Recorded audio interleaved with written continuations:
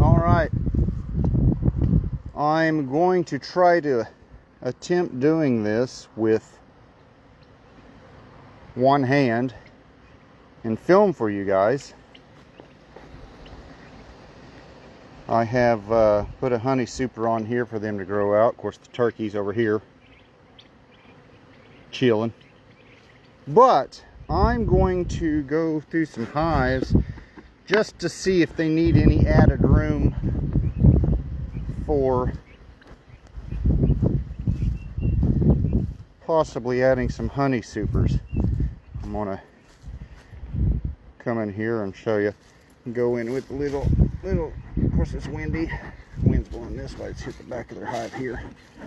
Some smoke. It doesn't take too much. I'm trying to just basically keep my smoker going is what I'm doing now.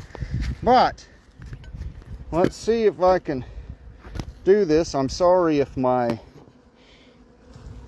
camera skills are off with one hand to do this. Let's see what we got in here. This here. We got this inner cover here. Looks like there's quite a few bees. I'm going to see if they got enough room to work. If they do, then I'll hold off on adding. You want each box to be about 70% full before you add more room, because you can actually give them too much room to where they don't like it. So I'm going to try to get in here without getting stung and saying foul language. With no gloves on. And we'll see if they're ready for a honey super. Crack them open here. I'll hit them with a little more smoke. They're starting to get a little agitated. Starting to bop me a little bit, so I'm gonna hit them with some more smoke, and they'll go in there and forage on their honey.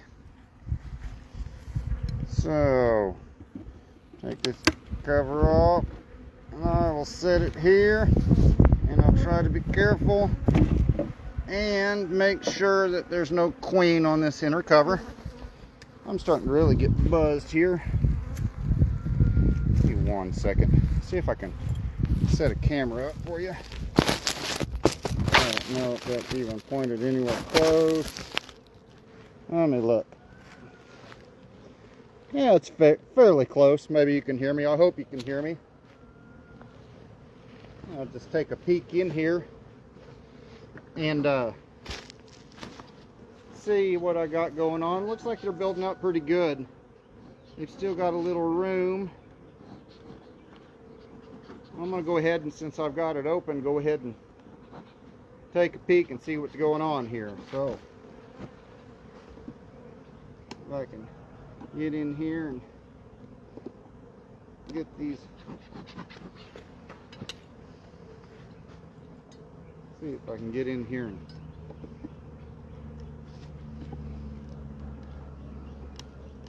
these outside frames are empty, as kind of expected. Break them loose. They've got propolis all over them. Keep everything together. Obviously, this is a medium honey super I've got just as an emergency to put on here. So I'll probably checkerboard, and I'm going to throw a deep box on, because they're growing out and storing honey. So if I can get in here, they probably got brood, and I'll probably let them hatch out brood up here in this honey super. They do, they got eggs and larvae. So what I'm going to do is put on a deep box down below this one, so that they have more room to lay brood, eggs, larvae, pupae, things of that such. And you got a bunch of drone cells. So without going any further, I'm gonna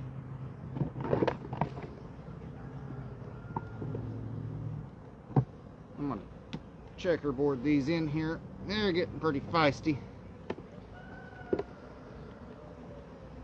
which I don't blame them.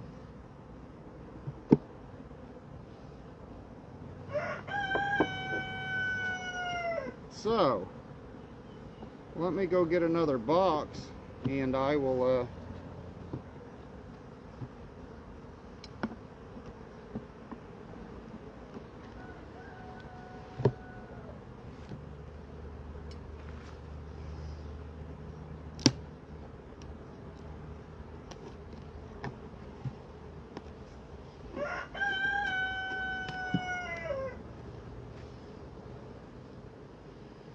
I got this box nice and sealed.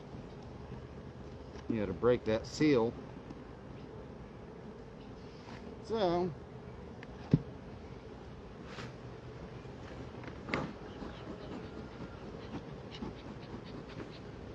I've got another box sitting over there, so let me take this one off.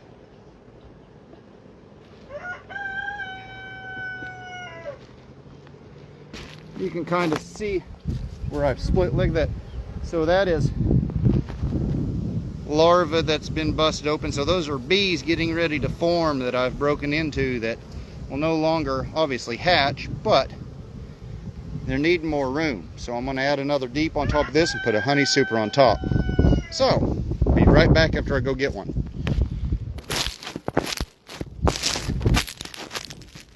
Try to set you up to where you're aimed there.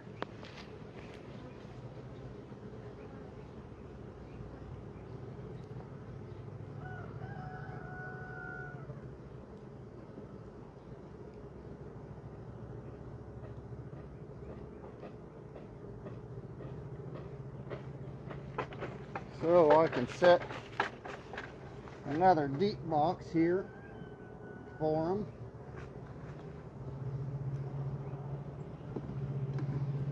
Everything evenly spaced.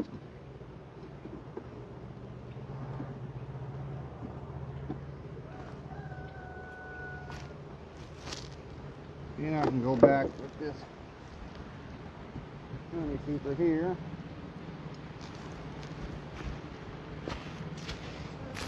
So what that's going to do is they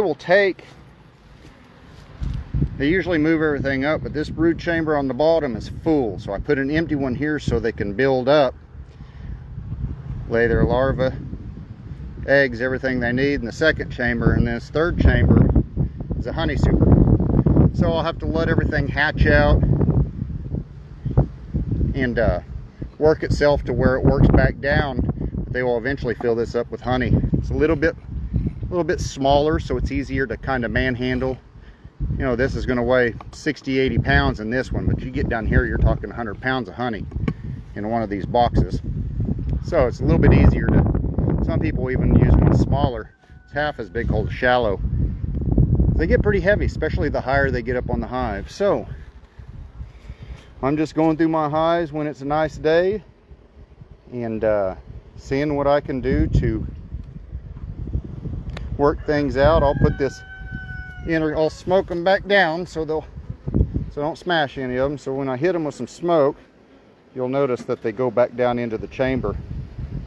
What this simulates is either forest fire, and they'll go down and gorge that honey. That way they think they got to take off on a journey and they want to live, so they need a bunch of energy, so they'll go in and start eating their honey. And that's what the smoke does. It does two things. It actually masks pheromones, so they're a little more docile, because you are breaking into their home, so naturally they're going to get defensive.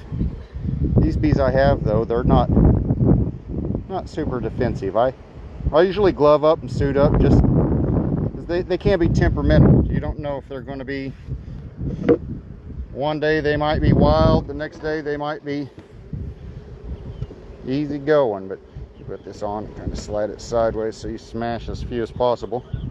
There's that inner cover, and then you put an outer cover on, and this one's done. This hive will be ready to go, and that'll give them room to work. And I will start going through another hive. Of course, my smoker's still going here. Pick up my hive tool and smoke them back in. Everything's set up, and there's a double deep with the honey super on top of it. So we'll go and walk by. I got the turkeys chilling. I worked this hive yesterday and I put a honey super on top because they're building out, so they'll fill that up with honey.